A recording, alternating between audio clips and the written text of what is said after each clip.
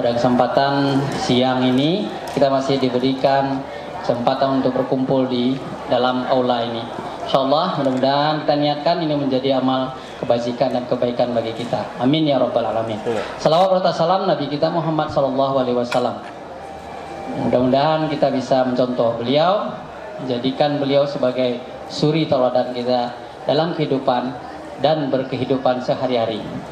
Bapak Ibu yang berhadir pada hari ini, seperti yang disampaikan oleh MC kita tadi, mungkin kita tidak akan perpanjang waktu ya, karena sekali waktu kita yang masih tersedia. Ya, mudah-mudahan dalam 1 jam ke depan kita sudah selesai membahas tentang seputar fakta dan mitos terkait dengan toksoplasma. Bapak Ibu, mungkin saya yakin sudah tidak sabar lagi ya, apa itu tokso, nanti dikupas, kemudian bagaimana risiko penularannya, bagaimana mencegah, dan apa kira-kira yang akan bisa mematahkan mitos-mitos yang beredar di masyarakat pada hari ini. Baik, untuk pertama, izinkan kami akan menyampaikan biodata sedikit dari pemateri kita. Ada 2 pemateri. Yang pertama nanti adalah Dr. Hanif Fadli. Beliau lahir di Batu Sangkar 23 Mei 1985. Kemudian alamat tinggal beliau di Selasih nomor 25 belakang Asia Biskuit, Parupuk Tabing, Kecamatan Koto Tangah. Kerjaan sehari-hari beliau sebagai ASN atau PNS, jabatan beliau fungsional medis muda di Dinas Peternakan dan Kesehatan Hewan.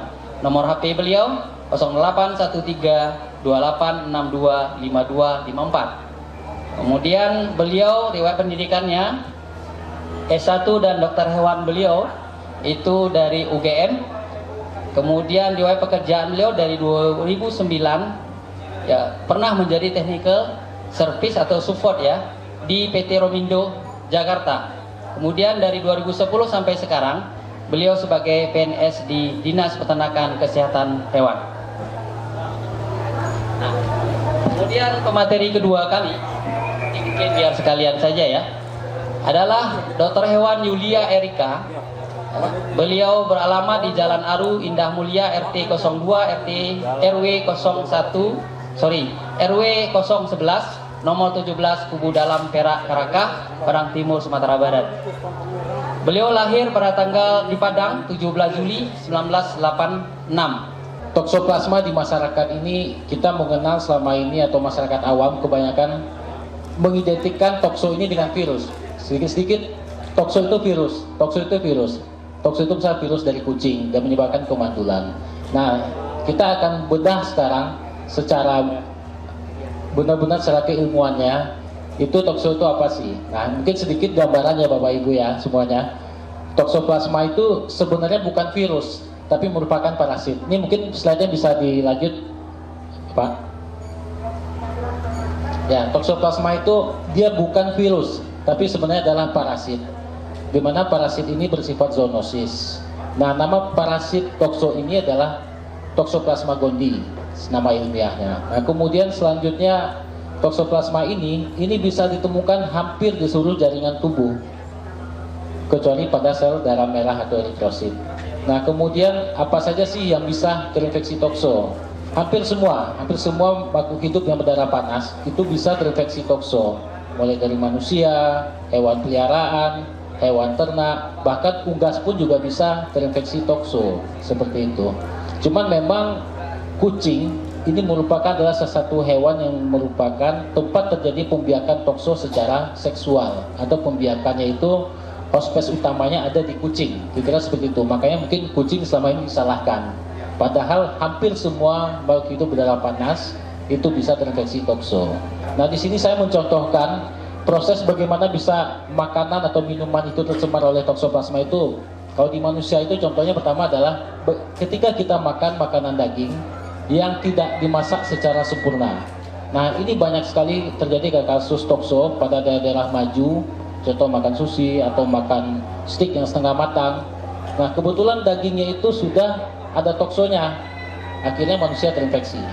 Atau juga melalui peralatan-peralatan untuk pengolahan daging yang sudah terinfeksi tokso, atau sebelumnya kontak dengan daging yang sudah ada toksonya, kemudian digunakan untuk mengolah daging yang lainnya. Kemudian tidak dimasak dengan sempurna juga bisa kena seperti itu. Atau juga kayak sayur-sayuran atau buah-buahan yang tidak dicuci dengan sempurna, tidak bersihkan dengan sempurna, kemudian dimakan.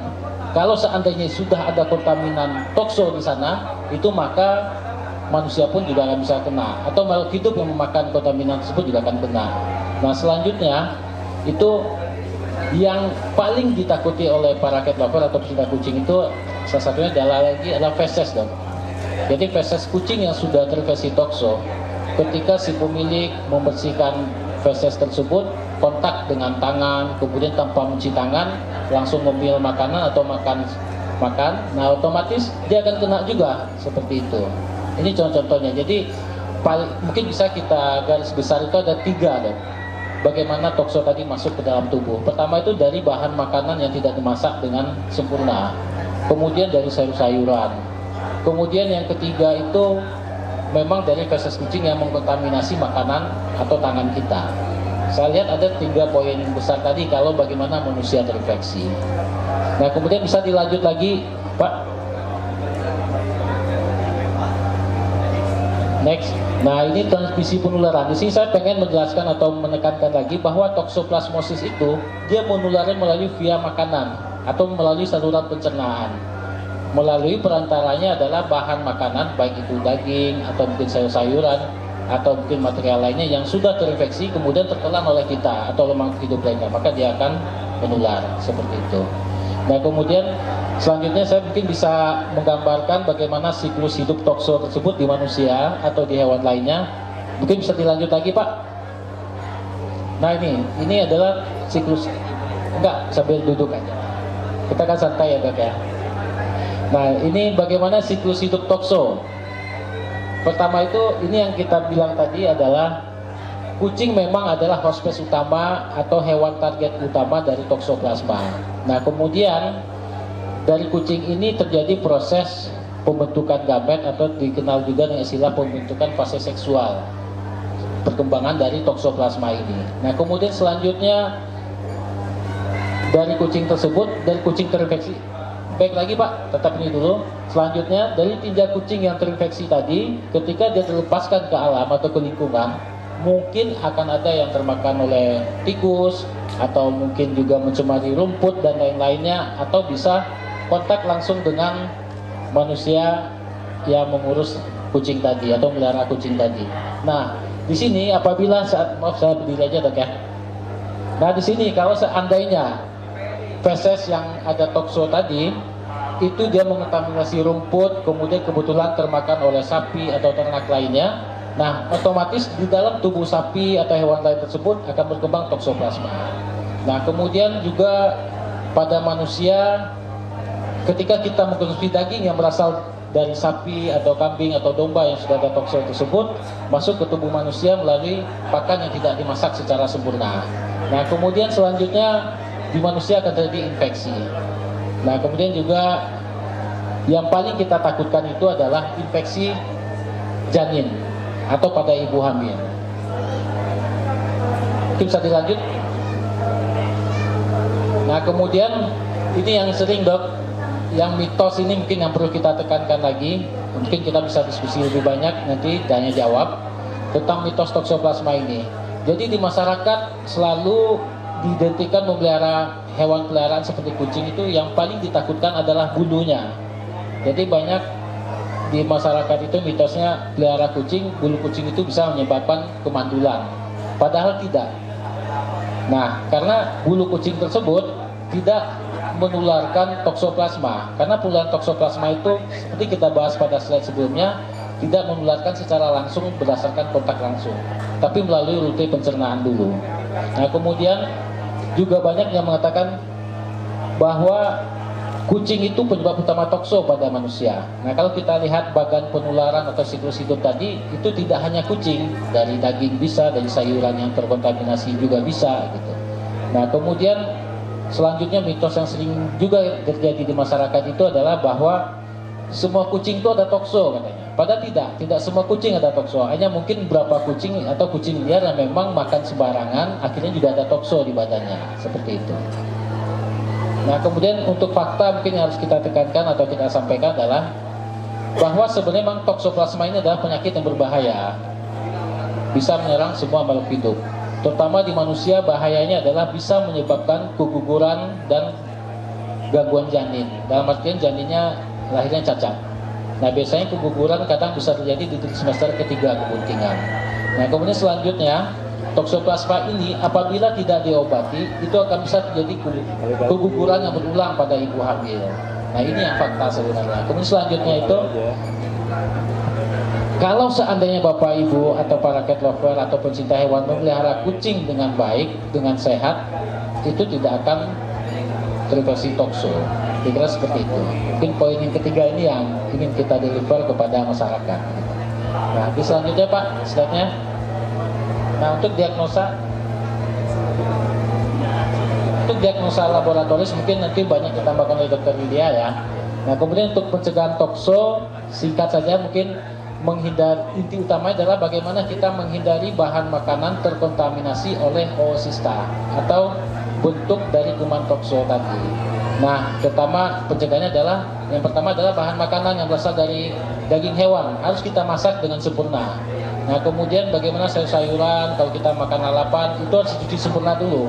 Karena kita ibaratkan kalau seandainya dia sudah terkontaminasi, tapi ketika sudah dicuci dengan sempurna, maka aman dari tokso, seperti itu. Nah, kemudian catatan untuk ibu hamil, nah untuk yang memelihara kucing di rumah itu sebaiknya hindari kontak langsung dengan feses kucing, terutama pada ibu hamil. Kemudian kebersihan kandang harus kita perhatikan. Selanjutnya juga makanan kucing itu juga kita harus pastikan dia adalah makan yang bersih dan sehat. Apabila kita menggunakan bahan makanan mentah seperti ayam atau ikan, itu sebaiknya dimasak sempurna, jangan dikasih mentah-mentah pada hewan peliharaannya. Nah, mungkin yang satu lagi yang paling penting itu adalah mencuci tangan. Biasakan pola hidup sehat. Jadi apapun kita kerjakan, ketika kita mau ngemil makanan atau memang makan makanan, itu sebaiknya biasakan cuci tangan dengan sehat dan sempurna, seperti itu. Mungkin itu yang gambaran umum dari saya dulu, Dok. Mungkin bisa kita lanjutkan dengan diskusi nanti setelah presentasi Dr. Yulia. Terima kasih. Terima kasih Dr. Hanif. Ya, boleh hapus dulu. Ya, saya yakin sudah ada apa yang kira-kira mau ditanyakan dari Bapak Ibu yang hadir ini. Untuk sementara ditahan dulu, silakan dicatat saja. Nanti selesai pemaparan dari Dr. Yulia, baru kita berikan kesempatan untuk tanya jawab. Selanjutnya pemateri kedua kami persilakan Dr. Yulia. Hewan ada banyak, mulai dari pet, hewan peliharaan, sampai juga hewan ternak atau unggas yang dikonsumsi. Kemudian bawaan dari ibu ke anak itu kita sebut kongenital, ya dari misalkan wanita hamil ke janinnya. Oke, untuk transmisi yang jarang, di sini kita bisa lihat ada lewat transfusi darah. Itu biasanya kalau misalkan ada yang bertanya, dari orang ke orang bisa nggak secara langsung, Dok? Tidak, Dok, sama sekali. Kecuali ya ini, kalau ada transfusi darah atau transplantasi dari organ. Kemudian yaitu tadi yang kongenital dari ibu ke anak. Selanjutnya, di sini saya jabarkan lebih ke pet ya Bapak Ibu ya. Dari sini kita bisa lihat bahwa dari hewan peliharaan itu bisa menulari manusia, bisanya kontak lewat fesesnya jika itu pun tertelan. Karena kalau misalkan kita sentuh hewan kucing atau anjing yang mereka itu tidak memiliki oocysta atau tidak memiliki yang namanya parasit yang positif infeksi, mereka tidak menularkan sama sekali ke kitanya, jadi aman. Jadi yang kita perlu garis bawahi di sini bahwa yang menjadi poin utama hewannya itu tempat dia bisa berkembang, bisa hidup, terjadi perkembangan secara seksualnya, berkembang biak itu adalah yang family dari kucing, Felidae ini. Kucing sebagai contoh yang hewan domestik yang paling sering berinteraksi dengan kita, dengan manusia. Nah, jadi kalau misalkan kita bahas lebih banyak lagi, itu golongan Felidae itu banyak, bukan hanya kucing saja. Macan, singa, yang jenis Panthera itu juga ada. Jadi mereka ada sekitar 41 spesies. Jadi kita yang bahasnya itu sering jadi topik isu di masyarakat itu lebih ke kucing karena memang mereka yang lebih sering kontak dan berinteraksi dengan manusia di sekeliling kita. Dan bagaimana cara mereka bisa terinfeksi si kucing ini? Karena mereka lebih sering berburu, mereka sering juga terutama ini hewan pengerat. Karena hewan pengerat yang lebih infektif oleh si oocysta ini atau oleh parasit ini itu adalah tikus dibanding yang lain. Nah, jadi dibandingkan burung atau hewan kecil lainnya, tikus lebih infektif oleh ookista atau oleh yang si parasit ini, toxoplasma ini. Oke, lanjut.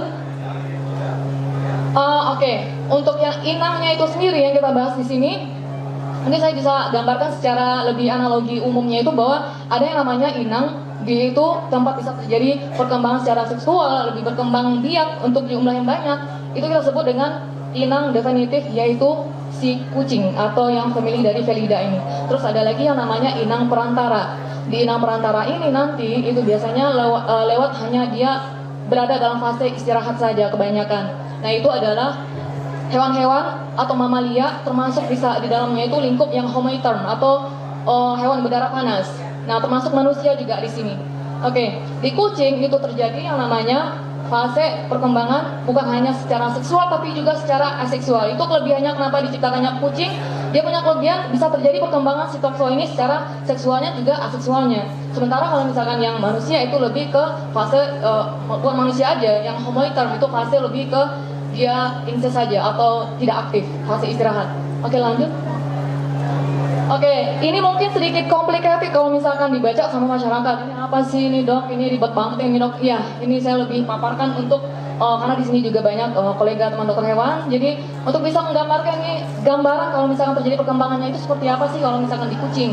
Jadi kalau misalkan di kucing ini berperan sebagai memang spesiesnya yang dia bisa berkembang secara seksual dan seksual tadi. Nah, ini gambaran terbentuknya yang si ookista yang kita sebut, yang toxoplasma yang bersifatnya itu nanti akan menularkan ke lingkungan. Oke, boleh dilanjut, Mas? Oke, untuk siklus hidup tadi, yang kita nih mungkin di sini saya bisa mencoba untuk menjelaskan sedikit bahwa di kucing hanya bisa menulari ke lingkungan bukan hanya ke manusia lewat kotorannya, lewat feses. Tapi fesesnya itu saat keluar nanti dalam bentuk istilahnya itu secara terminologi ookista. Ookista ini dia ini masih dalam bentuk yang belum berspora. Jadi ada yang kondisinya itu dia masih belum infektif sama sekali, belum bisa menginfeksi. Maka kita sebut dengan yang namanya ookista. Jadi yang kalau misalkan ookista ini dia dikonsumsi oleh inang perantara, itu nanti bisa terjadi pembentukan di dalam tubuh itu berada dalam fase istirahat. Tapi kalau pada hewannya itu berupa tikus, karena tikus yang kita sebut tadi inang perantara yang dia infektif, dia bisa nanti berkembang lebih dari itu. Nah, pada kucing ini juga itu bentukannya bukan hanya dalam fase istirahat saja, tapi juga fase aktifnya. Oleh karena itu kalau misalkan di kucing, kalau misalkan di kucing bisa tercemar lewat mana? Lewat sesama kucing juga. Kalau misalkan ada kucing lain yang memang mengandung parasit yang sedang aktif. Oke, boleh dilanjut. Ini gambaran lebih secara umumnya. Oke, yang di sini mungkin saya ingin jelaskan sedikit bahwa yang kalau misalkan si virusnya ini si parasitnya ini berada dalam fase istirahat, dia itu nanti akan menetap di organ, terutama di bagian otot sama otak. Dia paling suka di area sana. Tapi bukan berarti jaringan yang lain tidak, jaringan lain juga. Mereka nanti akan berada dalam fasenya itu tidak aktif atau fase istirahat. Oke, terus mungkin ada pertanyaan karena di masyarakat itu kenapa susah sekali diberantas ini toxoplasma? Itu karena poin utama yang kita harus pahami di sini bahwa yang menjadi titik masalah kenapa susah ditanggulangi karena kondisi yang si toxo ini dia berada pada fase yang itu yang kita sebut pseudokista atau dia itu berada dalam kondisi bentukan taktizoid yang dia bisa berubah-ubah karena sifatnya secara proliferasi itu dia bisa berubah. Dalam kondisi nanti ada infeksi akut dia akan berubah menjadi dia akan aktif. Sementara kalau misalkan dia berada dalam fase istirahat dia nanti akan membentuk kapsul yang dalam misalkan jaringannya itu dia membentuk kista yang di dalamnya itu nanti akan berisi bradizoid dalam artian banyak kumpulannya di sana. Jadi boleh dilanjut Mas? Oke, untuk di kucing sendiri seperti ini gambarannya. Di sini kita bisa lihat, mungkin saya bisa jelaskan secara singkat bahwa proses terjadi nanti yang ookista di sini yang bisa saya gambarkan secara analoginya itu untuk masyarakat bahwa di dalam fesesnya itu sudah ada si parasit ini nanti dia akan keluar dalam bentuk kotoran. Nah, di dalam bentukan kotoran itu dia memang mikroskopik yang tidak bisa dilihat dengan mata telanjang. Jadi dalam artian kita butuh mikroskop untuk bisa mencari tahu lebih jelas, melihat lebih jelas. Nah, proses yang di kucing ini yang kita sebut bahwa terjadi berkembang biaknya secara seksual. Jadi ini prosesnya lebih berjalan itu di intestinal, lebih di usus. Terus yang tadi saya jelaskan terkait bradizoid itu apa? Itu bentukan yang sitoksonnya itu udah dalam bentukan yang banyak dan itu terkumpul dalam bentuk kapsul yang lebih kuat terbungkus. Jadi dia itu bentukannya kita sebut istilahnya kista. Jadi kista ini dalam satu kista itu dia berisi dalam bentukan bradizoid yang jumlahnya sangat banyak. Jadi bisa dibayangkan dalam satu kista itu ada lebih dari 60.000 bradizoid. Makanya kalau misalkan di kucing yang misalkan terinfeksi satu saja kista itu sudah menyebabkan sakit, menginfeksi kucing. Tapi kalau misalkan kucing dapat tularan dari kucing lain lewat kista saja itu belum tentu dia langsung sakit. Tidak. Oke, bisa dilanjut. Next. Nah, untuk daya tahan hidupnya ini salah satu juga mengapa sulit dieliminasi untuk masalah toksoplasma. Yang kita bisa lihat di sini gambarannya antara perbedaan antara dua ini mungkin basic yang mesti dipahami dulu bahwa ada yang namanya itu bentukan ookista yang sudah berspora sama yang belum berspora. Yang gambaran A itu yang belum berspora, yang B-nya itu sudah berspora. Oke. Jadi di sini kalau misalkan kita lihat untuk daya tahan di lingkungan, yang ookista yang belum berspora itu sebenarnya kalau misalkan contohnya ini misalkan kucingnya atau sedang pup ini keluar dalam waktu 24 jam pertama jika dibersihkan, jika dilakukan desinfektan dia bisa mati. Karena dia dapat bertahan di lingkungan pada suhu 37 sampai 50 derajat itu hanya 1 jam pertama saja. Nah, tapi kalau misalkan sanitasi buruk bagi pemilik hewan peliharaan ini terutama kalau misalkan sanitasinya tidak dijaga dengan baik, dibiarkan begitu saja, dalam hitungan 1 maksimal sampai 5 hari dia akan mulai terjadi sporulasi. Jadi akan terbentuk kapsul yang akan menutupi si tokso ini menjadi lebih kuat. Nah, makanya kalau bentukan yang sudah berkapsul dan sudah berspora ini dia bisa di lingkungan itu mencemari banyak area. Maka kemakanan, rumput nanti akan dikonsumsi sama hewan ternak seperti sapi atau kambing. Itu akan akhirnya itu nanti akan mempengaruhi ke masalah foodborne, yaitu kita sebut tadi dari bahan-bahan makanan yang sudah tercemar oleh si ookista yang berspora ini. Oke, terus kalau misalkan yang sudah berada dalam bentukan di jaringan seperti misalkan daging potong yang di sana ada kistanya, itu dia bisa mati, bisa dieliminasi jika dilakukan pemasakan yang baik dan sempurna. Oleh karena itu juga kalau misalkan kita akan menyarankan selalu mengingatkan jangan pernah mengkonsumsi daging-daging yang tidak matang secara sempurna, karena itu nanti akan menjadi salah satu transmisi penularan ke manusia yang mengkonsumsi bahan daging-daging yang setengah matang gitu, atau yang mentah sama sekali kalau misalkan diberikan kepada hewan lain, misalkan anjing. Karena beberapa owner juga ada yang memelihara kucing-kucing yang jenis yang wild seperti karakal, itu mereka biasanya konsumsinya lebih ke daging yang mentah. Nah, itu juga jika ada indikasi ada kista di sana, maka itu akan bisa menulari kucing yang seperti karakal seperti itu juga. Oke, bisa dilanjut. Next.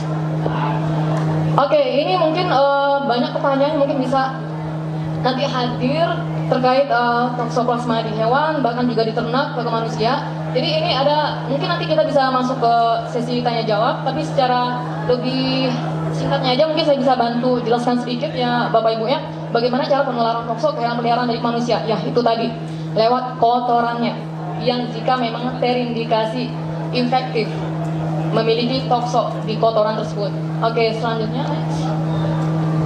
Oke, apa benar kulit kucing dapat mengeluarkan toksoplasma? Tidak sama sekali, kecuali ada pengecualiannya di sini. Jika si kucingnya tersebut main di sekitar kotoran yang memang ada indikasi tokso di sana ookistanya, maka baru saat itu bisa menulari ke manusia. Karena kalau kondisi tidak sanitasinya baik dijaga, maka besar kemungkinan nanti si manusia tertular, menyentuh makanan, langsung makan. Nah, itu tetap dia melewati yang namanya sistem metabolisme juga, pencernaan. Oke, next. Oke, apakah ada tindakan preventif pada hewan agar tidak menulari ke manusia juga nantinya? Ada, tetap ada. Seperti tadi yang juga dijelaskan sama Dr. Anif, sanitasi itu poin utama untuk mencegah, untuk memutus transmisi penularan ke manusia dan juga ke hewan itu sendiri. Next. Oke. Berapa bahaya sih dok memelihara kucing bagi wanita hamil atau ibu yang memiliki balita? Nah, sebenarnya ini jawaban yang bisa dibilang tidak spesifik ya Bapak Ibu ya, karena kenapa? Itu bisa berbahaya jika sanitasi tidak diindahkan. Namun itu akan aman selama kita tetap disiplin dalam hal kesehatan, higien, Dan semua juga kalau misalkan ada memelihara hewan, terutama kucing, pastikan setelah bersentuhan dengan kucing selalu cuci tangan sebelum makan. Lebih ke sana saja, sangat sederhana. Cuma seringnya ini kalau misalkan pada wanita hamil, seringnya langsung, oh yaudah kucingnya kemudian dihibahkan saja untuk menghindari, nggak mau lagi, takut nanti kena tokso. Nggak sama sekali. Mungkin langkah yang terbaiknya itu lebih disarankan stop dulu kontak dengan hewannya untuk sementara, paling itu saja.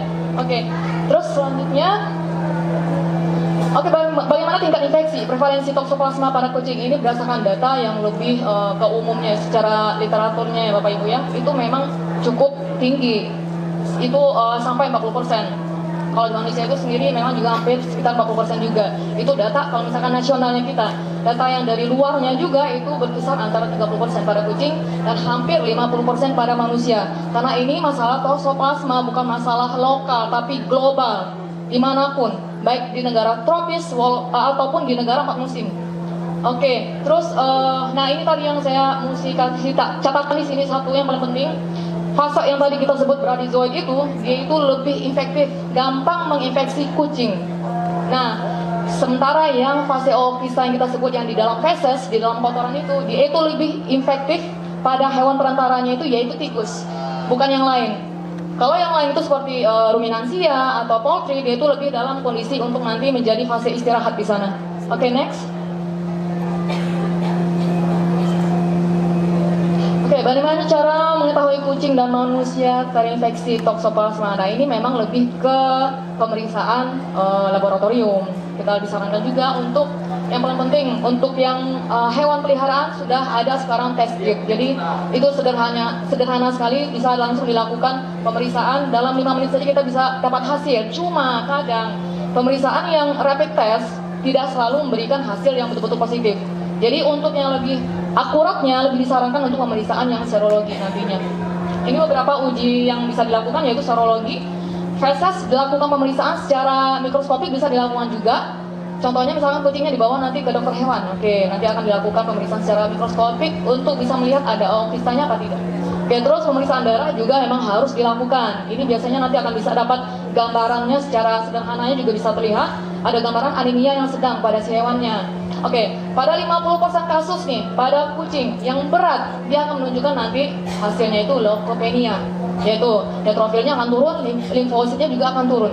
Oke, terus lagi serum leukemianya itu biasanya lebih gambarannya itu ke organ hati. Nanti kita bisa melihat peningkatan kadar dari ALT, AST ini lebih memang ke dokter hewan nih ya, saya tunjukkannya untuk merefresh sedikit ya dok ya.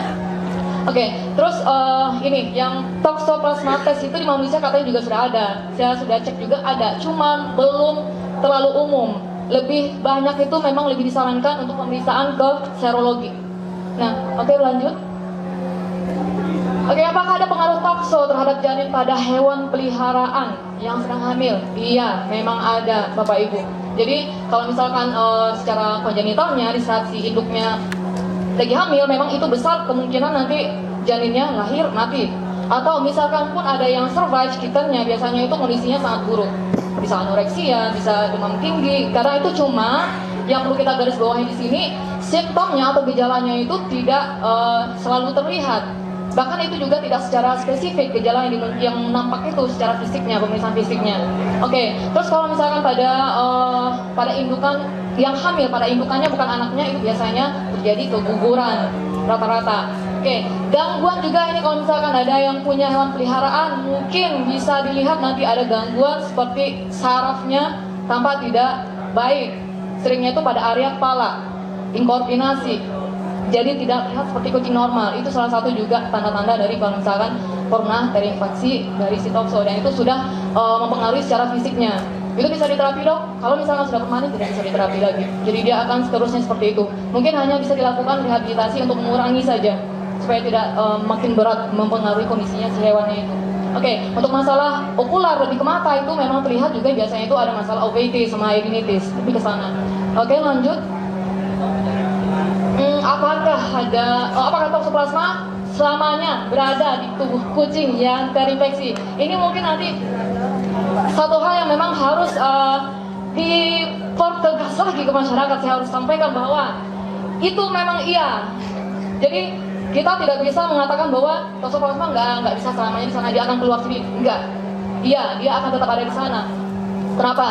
Oke, toksoplasma ini dapat menyebabkan infeksi jangka panjang sebab dia berada dalam si tubuh kucing bukan dalam tahap aktif tapi dalam fase yang tidak aktif yang tadi saya tekankan dari awal. Ada fase yang namanya fase istirahat. Kalau fase istirahat ini dia sudah berada di jaringan Bapak Ibu. Jaringannya yang dia suka yaitu otot sama otak. Jadi kalau misalkan si hewannya dalam kondisi oke-oke saja, imunitasnya bagus, dia tetap akan berada di sana. Namun saat imunologinya sedang nggak bagus, imunitasnya sedang turun, dia nanti bisa reaktif. Dia bisa aktif, dia akan diaktifasi lagi untuk menginfeksi. Jadi akan terjadi reaktivasi si infeksi dari si para toksoplasmosis ini. Oke, terus apakah hewan peliharaan yang terinfeksi tokso bisa sembuh sendiri? Nah ini nih, sebenarnya kalau misalkan dijawab iya bisa jika imunitasnya bagus. Tapi jika masalah imunologinya memang tidak baik, maka itu tidak akan bisa sembuh dengan sendirinya, harus dilakukan pengobatan. Makanya itu disarankan untuk dibawa ke dokter hewan agar diberikan pengobatan yang tepat. Oke, terus satu lagi di sini yang mungkin saya garis bawahi juga, bahwa pengobatan itu hanya berguna pada kasus-kasus yang infeksinya akut. Infeksi akut dalam artian dia menimbulkan gejala. Memang gejalanya itu tidak selalu muncul semua karena dia memang lebih asimptomatik. Nah, saat dia muncul gejalanya kita bisa memberikan treatmentnya lebih ke simptomatik gejala yang muncul. Oke. Terus yang lebih diutamakan itu justru lebih ke pencegahan. Pencegahan bisa dilakukan misalkan dari yang indukan ke janin.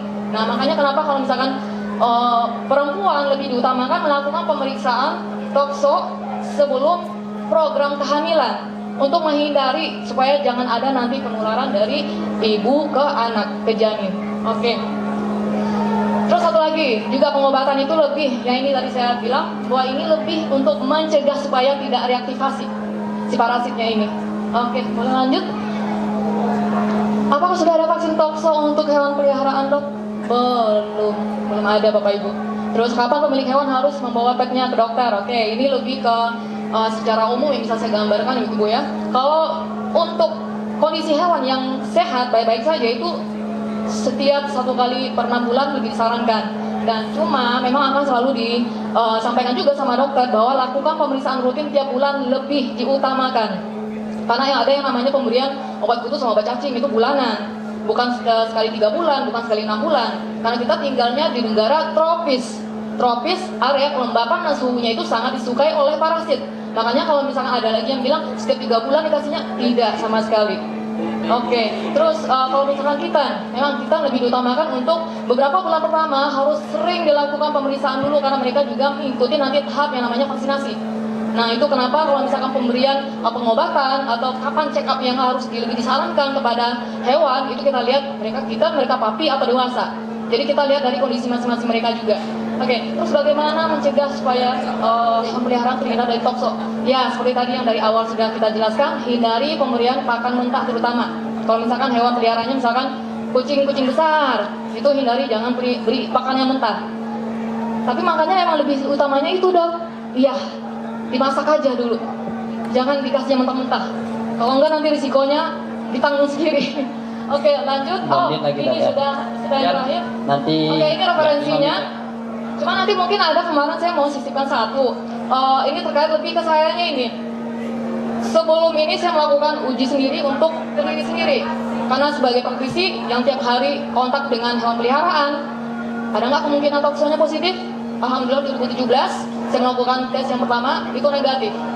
IgG, IgM-nya itu negatif. Kemudian kemarin saya lakukan pengulangan selepas 6 tahun dan alhamdulillah hasilnya juga masih negatif.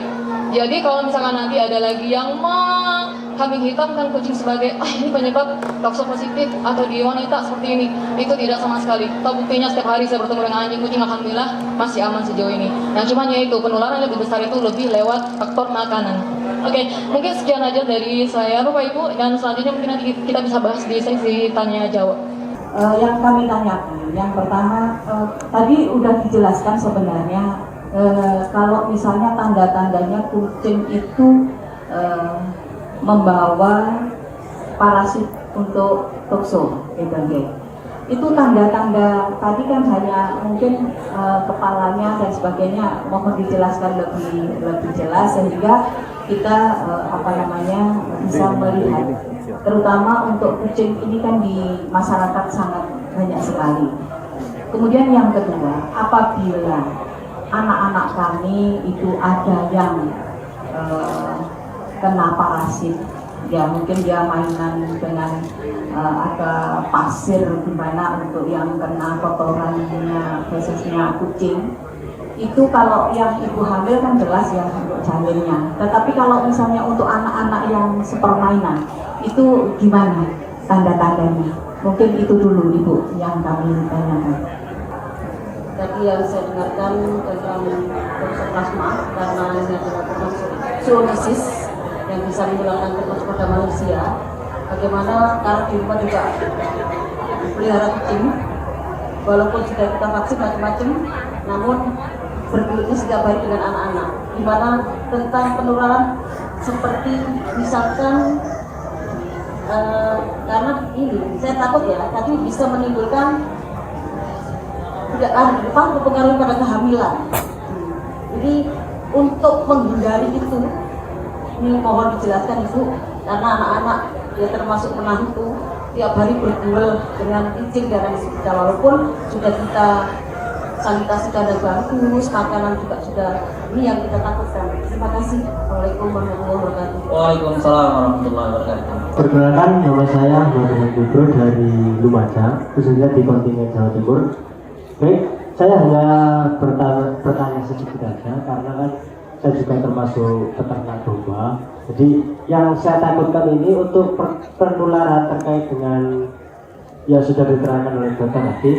Soalnya gini, di rumah saya juga banyak kucing berkeliaran. Jadi apalagi khususnya di daerah lingkungan budidaya saya di ternak domba. Apakah ada penularan? Apakah ada pencegahan yang sekiranya tidak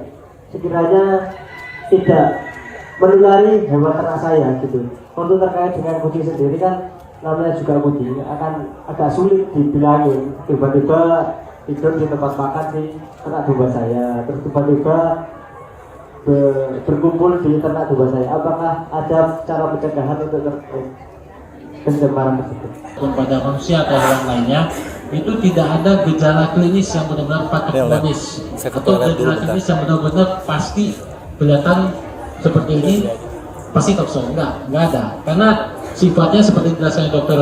Yulia tadi, bahwa toksoplasma itu berada di dalam tubuh si inang atau si hewan target yang terinfeksi tadi. Itu bisa dalam bentuk takizoid, glanizoid, atau dalam bentuk kista.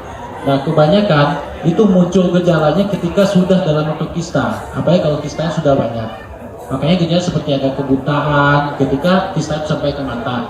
Gejala kelumpuhan itu muncul ketika kistanya sudah sampai ke otak. Tapi ketika kista ada dalam jaringan otot, mungkin tidak akan menimbulkan gejala apa-apa. Tapi contoh ketika kista sampai ke jaringan getah bening, mungkin hewan lebih kurus, atau lebih gampang demam, atau kista lebih banyak di hati, mungkin akan muncul agak kekuningan badannya, seperti penyakit kuning gitu. Itu akan terjadi umum, baik dari ketika di hewan maupun di manusia. Nah, yang spesifiknya adalah ketika terjadi di ibu hamil, itu kadang akan terjadi kebuntingannya di semester ketiga kebuntingan terjadi keguguran atau cacat janin gitu. Nah, kemudian sebenarnya untuk tokso itu sendiri yang paling penting itu adalah untuk kita manusianya ya dok ya. Itu sebenarnya ketika kita berhubungan dengan faktor risiko tinggi, contoh kita pelihara kucing dan jumlah banyak, atau memang kita seorang rescuer kucing, atau memang kita peternak yang mungkin pakan hewannya sumbernya macam-macam gitu. Nah, itu mungkin ya kita lakukan tes tokso sebenarnya, karena di rumah sakit atau di laboratorium untuk manusia itu tes tokso itu satu paket biasanya tokso, rubella, cytomegalovirus dan hepatitis dok ya.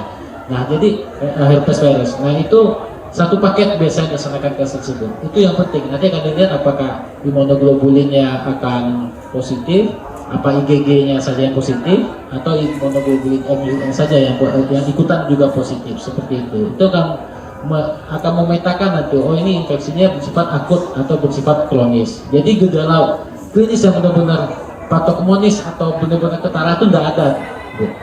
Nah, kemudian menambahkan yang dari ibu tadi, bagaimana kita menjaga anak-anak kita supaya ketika dia main pasir kucing, karena kan namanya anak-anak nggak bisa dipastikan.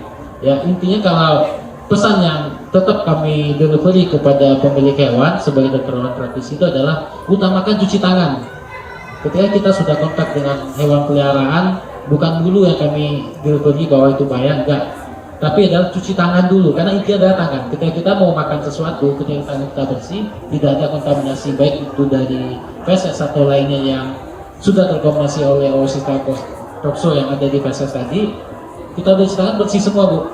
Tidak ada ancaman dari toxo tadi. Nah, kemudian yang dari Bapak dari Politani tadi, ya itu untuk memastikan toxo ya kita harus uji laboratorium karena tidak ada tanda-tanda klinis kecuali kalau seandainya sista toxo tersebut di dalam tubuh dalam jumlah banyak dan terdeposit di dalam salah satu organ. Mungkin itu. Kemudian keempat tadi apa? Oh ya, untuk apakah toxo itu tersebut bisa sembuh sendiri? Saya jawab tidak. Kalau namanya toxoplasma, ketika dia sudah masuk ke dalam tubuh, dia akan terus bereplikasi, itu dalam jumlah banyak. Mulai dari takizoid, protozoid sampai dia akan jadi kista dan terkapsulir makin besar dan makin besar. Nah itu tidak akan bisa sembuh sendiri dan tidak ada vaksinasinya, Pak. Jadi memang harus diobati ketika seseorang terinfeksi toxo seperti itu. Yang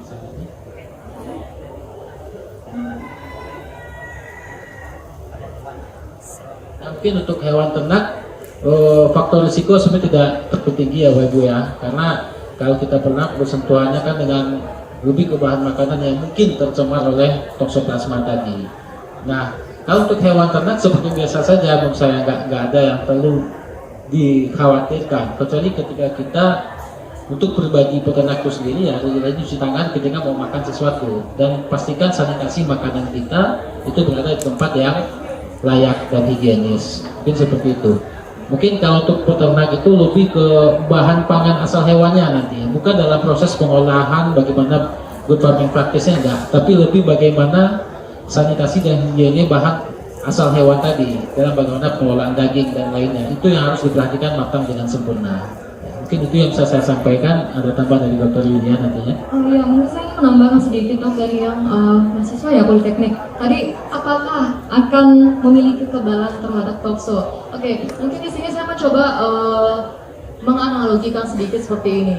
Kita di tubuh memiliki yang namanya sel imunitas, dan memang ini ada batasan dari bidang yang saya nggak boleh lampaui lebih, tapi secara umumnya saya ingin jelaskan bahwa apapun infeksi yang datang ke tubuh kita, sel imun itu akan nanti berfungsi. Dia akan menjadi tentaranya untuk bisa melawan. Nah, yang terkait dengan apapun jenis yang mikroorganisme yang datang, sel imunitas dalam hal ini limfosit, itu dia memang akan berperan. Kita memiliki yang namanya sel memori juga. Kalau misalkan sebelumnya kita tidak pernah terinfeksi oleh toxo, pada saat itu yang lebih bekerja adalah sel imun yang alami yang di tubuh kita, dalam artian dia bersifatnya itu tidak spesifik. Jadi dia akan langsung bergerak saja melawan semua, dia akan memproduksi antibodi. Dan dibantu dengan limfosit, misalkan di sini kita mungkin lebih sedikit detailnya, ada limfosit B sama T. Oke, limfosit B dia akan memproduksi antibodi nanti, merespon dari adanya respon antigen karena ada yang namanya infeksi masuk ke dalam tubuh. Oke, terus lagi yang si limfosit T yang di sini mungkin kalau misalkan teman-teman kolega dokter hewan di sini juga nanti saya ingin membawa sedikit bahwa limfosit T ini intinya dia selalu berevolusi. Wah, seperti apa itu dok? Dia akan terus berevolusi, setiap ada serangan apapun dia akan mulai nanti mengenali.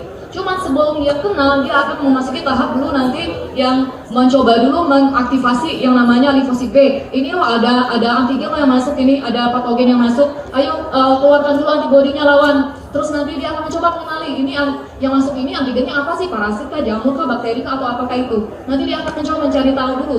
Kemudian nanti dia akan mencoba juga mengaktifasi yang namanya sel-sel seluler seperti neutrofil atau makrofag untuk apa? Untuk menghancurkan mereka. Jadi kalau misalkan kita sudah pernah terpapar sebelumnya sama toxo, memang nanti kalau misalkan dilakukan pemeriksaan secara laboratorinya, di sana nanti akan terlihat hasilnya itu IgG-nya berapa, IgM-nya berapa. Yang dari hasil yang pemeriksaan saya kemarin itu, yang dua-duanya negatif, kita contohkan itu negatif, tidak ada sama sekali. Kalau misalkan pernah dulu terinfeksi, itu kan maksudnya IgM itu kan untuk yang akut, kalau IgG-nya yang kronis. Pernah terpapar, nanti akan keluar hasil titer antibodinya berapa, 3 bulan terakhir. Karena apa? Kalau misalnya yang kronis itu nanti dia akan memang bertahannya beberapa jangka waktu hingga tahunan. Jadi akan masih tetap terdeteksi nanti berapa hasilnya. Tapi tetap kalau misalkan saat itu imunitas kita bagus, kondisi kita sehat, dia tidak akan memberikan gejala klinis, tidak menyebabkan sakit ke kitanya. Jadi aman. Cuma untuk kita bisa langsung mendiagnosa diri, dok sepertinya saya ini kena tokso, nggak bisa karena tandanya itu tidak spesifik. Gejalanya sama seperti orang gejala flu biasa, bisa demam, bisa ada peradangan seperti itu saja. Oke, mungkin itu yang bisa saya coba jelaskan.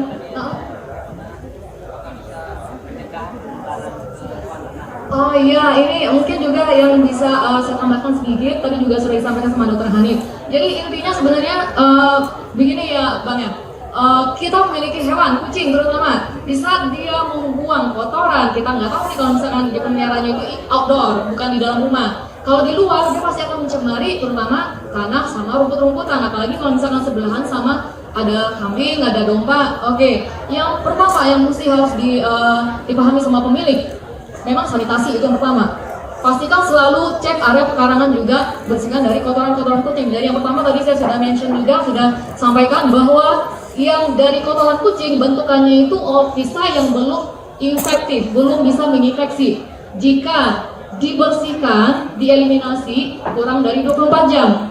Tapi kalau misalkan dibiarkan udah lebih 24 jam di ruangan terbuka, di lingkungan, dia akan mulai terjadi proses yang namanya infektif, bersporulasi dianya. Kalau udah bersporulasi, yang ini nanti akan menginfeksi semua area, mau tanah, mau air, mau nanti rumput-rumputan yang nantinya akan dikonsumsi sama kambing, sama sapi juga. Nah itu nanti yang akan akhirnya masuk ke dalam pencernaannya si hewan ternak. Nah jadi memang yang paling gampangnya itu utamakan saat di rumah sanitasi, bersihkan area pekarangan, lebih disiplin.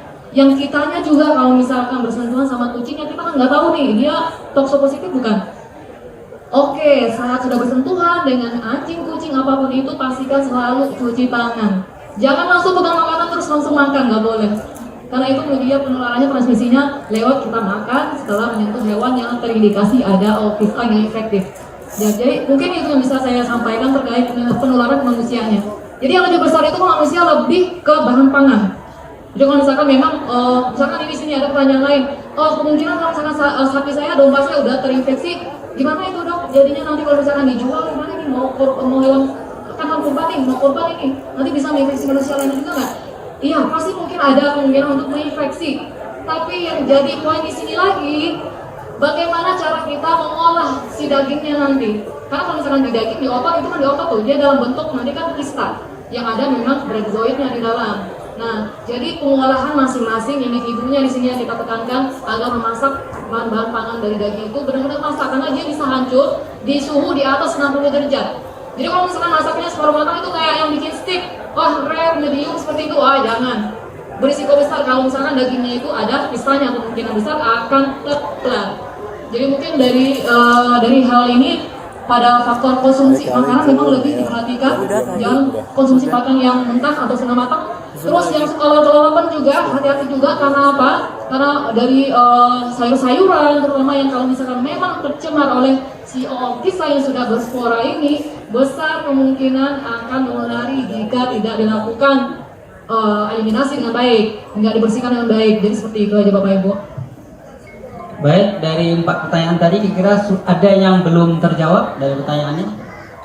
Sudah ya? Untuk hewannya tadi udah terjawab Pak, mudah-mudahan kekhawatirannya ya. Gimana?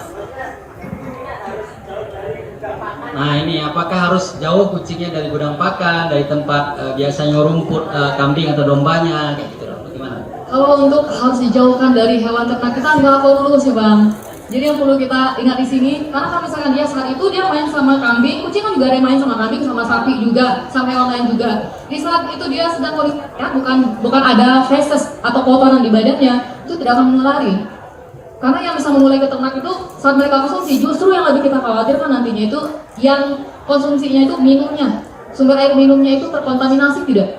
Atau yang memang rumputnya kita habis mengambil rumput untuk dikonsumsikan ke si ternak, ada nggak kira-kira kena dari sana itu? Oke.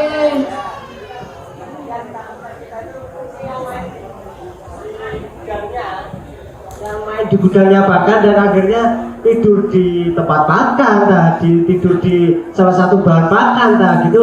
Kita tidak tahu dan akhirnya menyebar gitu loh. yang ditakutkan saya itu yang ditakutkan hanya untuk menular ke ternaknya itu sendiri gitu loh. Apakah ada ciri-ciri ternak yang sudah terkontaminasi oleh penyakit tersebut gitu? Mungkin bisa kali paham maksudnya tadi beliau kalau misalnya punya gudang pakan di sana, lalu kucing itu bermain di sana, apakah nanti juga buang kotoran gitu ya? Tidak khawatirkan kira-kira itu akan menular atau bagaimana mencegahnya gitu? Ya, mungkin terima kasih ya Mas ya. Jadi mungkin kita tekankan lagi adalah kita balik lagi ke bagaimana sistem good farming praktis. Jadi kita untuk pertanyaan Mas tadi saya akan membawa saya tidak menjawab hanya untuk tokso saja. Yang pastinya ketika boleh nggak di gudang pakan itu boleh ada kucing apa enggak. Kalau ketika menganut sistem biosecurity dan good farming praktis itu sebaiknya ya jangan ada hewan lain di gudang pakan kita karena itu adalah harta karun peternak. Harta karun. Jadi itu adalah utama bagaimana produk peternakan kita bisa optimal kan. Nah, terus bebas dari semua hal. Jadi istilahnya kalau di kita itu benar-benar adalah zona paling bersih kalau gudang pakan itu. Jadi jangan kucing atau itu semuanya tikus sih sebenarnya. Jadi kalau menurut kami bukan hanya kucing tapi terutama tikus. Itu sebaiknya tikus atau hewan hama lainnya itu harus bersih dari gudang pakan, Pak. Jadi tidak hanya kucing gitu. Dan itu pun tidak untuk mentoleransi penyakit tokso saja, tapi banyak penyakit lainnya termasuk virus, bakteri dan lainnya ya. Makanya gudang pakan itu intinya harus bersih. Karena kita menjaga itu harta karun kita. Seperti itu mungkin, Pak. Nah kemudian untuk apakah ada gejala klinisnya? Yang jelas ketika hewan sudah terinfeksi tokso tadi sudah kami jelaskan bahwa tidak ada gejala klinis yang spesifik. Dia bisa bermacam-macam gejalanya, tergantung bagaimana tempat deposit si kistanya tadi. Seperti itu, Pak. Terima kasih. Berarti kalaupun betul-betul terinfeksi dombanya atau kambingnya misalnya, mungkin itu tidak akan menginfeksi manusia sepanjang dia dimasak dengan benar kayak itu ya. Dan itu satu lagi kalau salah tadi. Intinya satu lagi Pak, ini tidak usah takut. Nanti sapi saya atau di bapak domba tadi ya, kalau domba saya nanti terinfeksi tokso, nggak usah takut. Gitu. Dalam artiannya karena kalau untuk hewan ternak itu tugas kita sebagai peternak bagaimana menggugupkan kemudian membiarkan dia secara optimal kan. Nah nanti tugas bagaimana pengolahan dagingnya. Titik kritis untuk hewan ternak itu adalah bagaimana pengolahan bahan asal hewan tersebut terutama daging itu dimasak dengan sempurna. Di sanalah titik kritis pencegahan penyakitnya. Dan itu pun juga tidak hanya untuk tokso saja, untuk penyakit-penyakit lainnya juga seperti itu dimasak dengan sempurna. Seperti itu Pak. Jadi nggak usah khawatir Pak. Yang pertama yang saya tanyakan Pak, itu ternak kucing itu kalau bagi kita masyarakat itu sudah familiar. Mungkin setiap rumah tangga itu tidak ada kucing. Cuma selama ini tidak ada semacam sosialisasi kepada masyarakat mengenai akibat dari tokso yang selama ini yang disosialisasikan menyangkut dengan anjing rabies itu udah tahu kan. Yang ini yang tokso dari kucing ini masyarakat itu tidak tahu, sementara yang memelihara itu rata-rata setiap rumah ada kucing. Itu yang saya sampaikan. Yang kedua, saya memelihara ayam. Makanan ayam ini kan pakai tepung ikan, ini sehingga kucing itu doyan dengan makanan ayam tadi. Sehingga apabila makanan ayam saya tadi dimakan kucing, sementara kucing ini tertular dengan tokso, dimakan ayam, kemudian ayamnya bertelur. Ditelur, kalau tadi penanggulangan kan kalau daging itu bisa dimasak dengan sempurna. Kan ada yang mengkonsumsi telur ini mentah, tidak dimasak. Itu bagaimana cara menanggulanginya Pak? Sedikit bisa untuk menanggapi dari pertanyaan Bapak Ibu yang tadi itu, sebenarnya kalau kita bicara toksoplasmosis itu memang benar Ibu dan Bapak narasumber mengatakan jangan kucing yang dikambing hitamkan karena kucing itu bukan kambing. Setuju Bapak Ibu? Betul. Jadi sebenarnya kucing pun kalau bertuan dan dipelihara dengan manajemen yang sanitasi yang baik serta pakan yang baik dari ibu dan bapak narasumber katakan, it's okay, tidak masalah. Yang kita takutkan kucing yang tidak bertuan, kucing liar yang membuang kotoran di sembarang tempat, kemudian di rumput yang kita punya peternak, sapi, kambing, domba, itu yang kita takutkan sebenarnya, pemisahannya itu.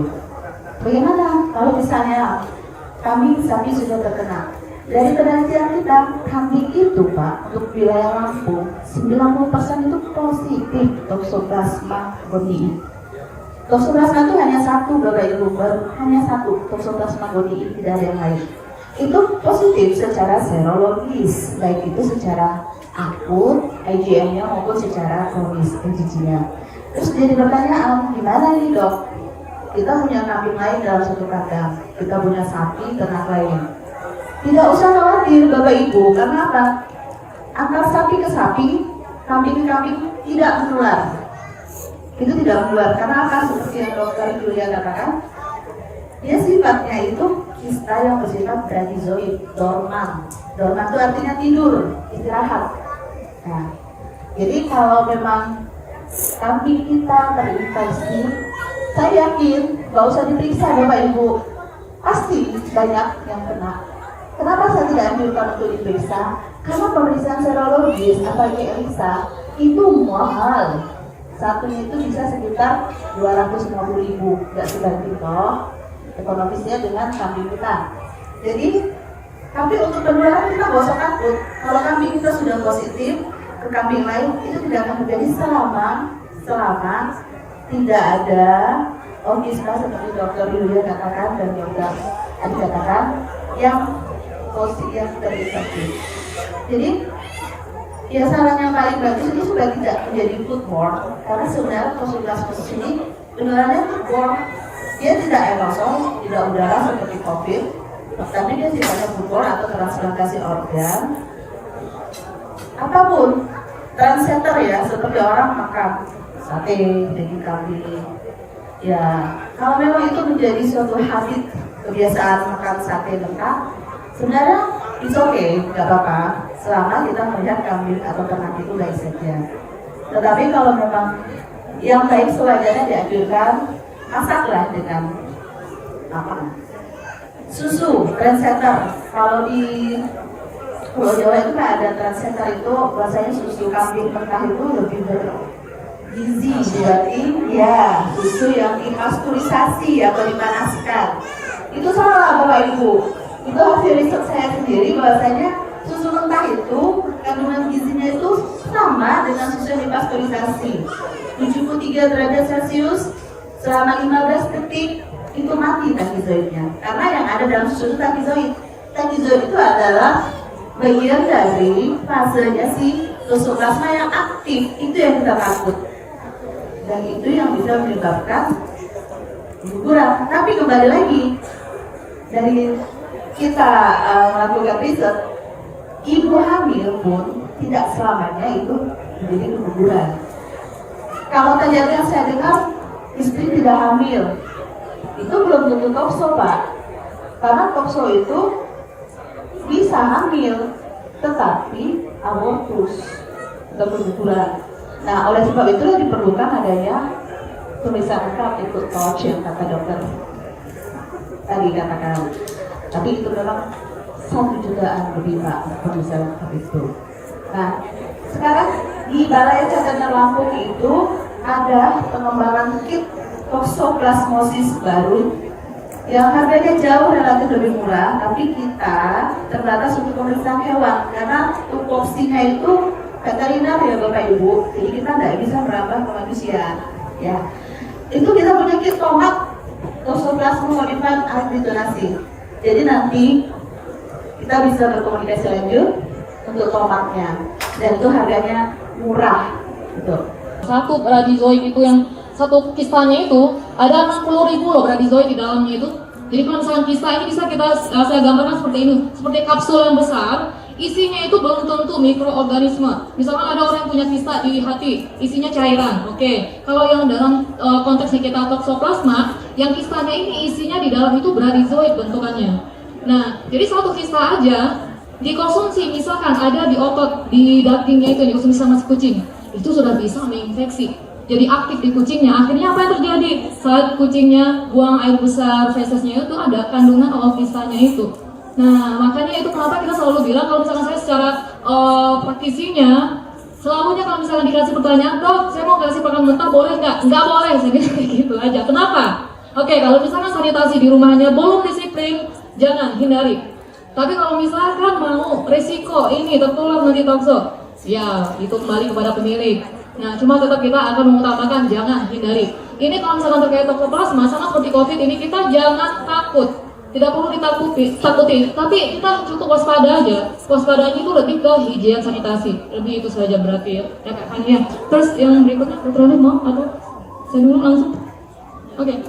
Ini dari Pak Rizalman terkait kucing. Nah ya ini sosialisasi memang sebenarnya sosialisasi bukan hanya dari dokter hewan secara medisnya veteriner Pak. Ini juga menyangkut ke medis human juga, ke medis dokter manusia juga. Sebab kenapa? Karena tokso ini dia itu masalah global yang tidak hanya menulari manusia, tapi juga kalau misalnya di kedokteran hewan itu menulari lebih ke ternak-ternak, ke hewan-hewannya. Dan memang yang sumber utamanya itu yang dia ini fase yang namanya infektifnya itu memang dari kebetulan dari golongan keluarga yang kucing-kucingan seperti kucing.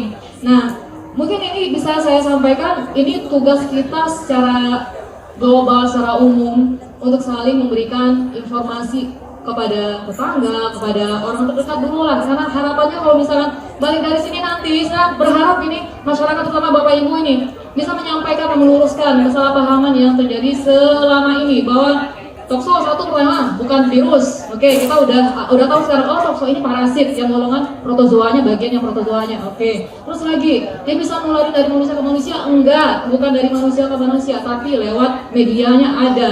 Dari misalkan kalau misalkan ibu hamil, dia bisa ke janin. Nah, tapi kalau misalkan orang yang memiliki masalah kebutuhan darah transfusi lewat itu bisa juga. Kalau misalkan pendonornya itu mereka memiliki infeksi tokso. Terus masalah yang transplantasi organ itu juga, kalau misalkan yang donornya juga terinfeksi yang oofistanya itu.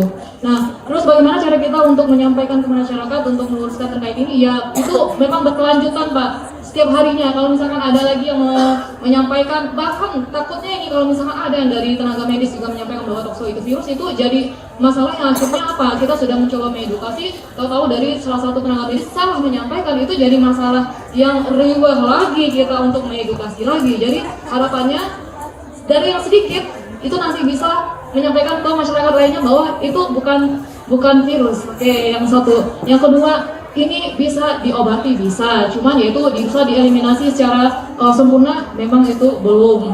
Nah, terus lagi yang paling utama itu penularannya bukan dari kucing yang kambing hitamnya, tapi lebih ke faktor foodborne yang dari makanan. Nah, mungkin itu yang bisa saya sampaikan, Dok. Ya, terima kasih. Mungkin kita sudah diperingatin juga, waktu udah mau habis. Tapi ada satu pertanyaan tadi, Dokter Hani mungkin bisa bantu. Kalau ayam, kucingnya makan makanan ayam, lalu khawatir terinfeksi, di ayam telurnya itu dimakan mentah. Kira-kira gimana, Dok? Apakah bisa terinfeksi? Kalau itu intinya balik semuanya.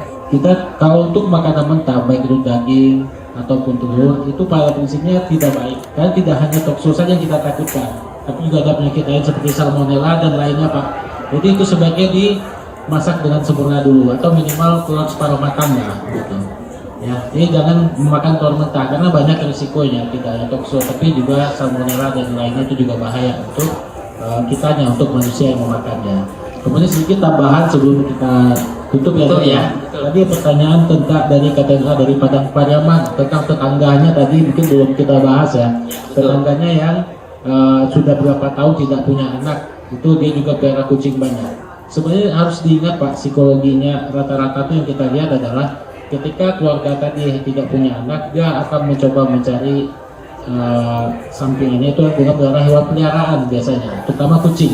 Dan akhirnya kucing ini disalahkan, padahal sebenarnya tidak gitu. Nah, kalau saran saya itu bagaimana caranya untuk keluarga yang tadi masih belum punya keturunan tadi, itu sebaiknya ya ke dokter kandungan untuk diperiksa secara anatomis apakah ada kelainan sumbatan di rahimnya atau di laki-lakinya memang spermanya bermasalah.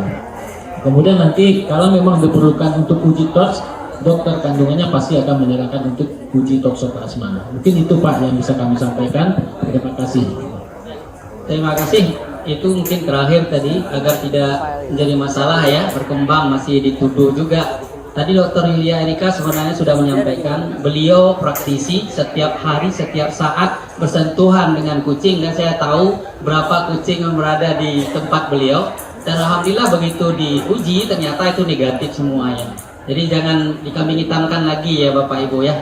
Mungkin karena waktunya memisahkan kita, kami yakin kalau masih ada pertanyaan yang ingin ditanyakan, silakan hubungin dokter hewan yang terdekat di daerah Bapak Ibu. Silakan konsultasi terkait penyakit hewan yang lainnya di praktik dokter hewan tersebut. Mungkin itu sekali lagi kita ucapkan terima kasih kepada dua narasumber kita dan juga dokter Anjani tadi yang sudah membantu kita. Aplaus untuk mereka. Dan terima kasih semua peserta yang sudah hadir pada hari ini. Kami ucapkan dari Perhimpunan Dokter Hewan Indonesia, sekali lagi mungkin ke depan seperti sampaikan tadi kami akan lakukan sosialisasinya penyakit-penyakit yang lain termasuk tokso tadi Pak ya. Terima kasih sekali lagi. Assalamualaikum warahmatullahi wabarakatuh.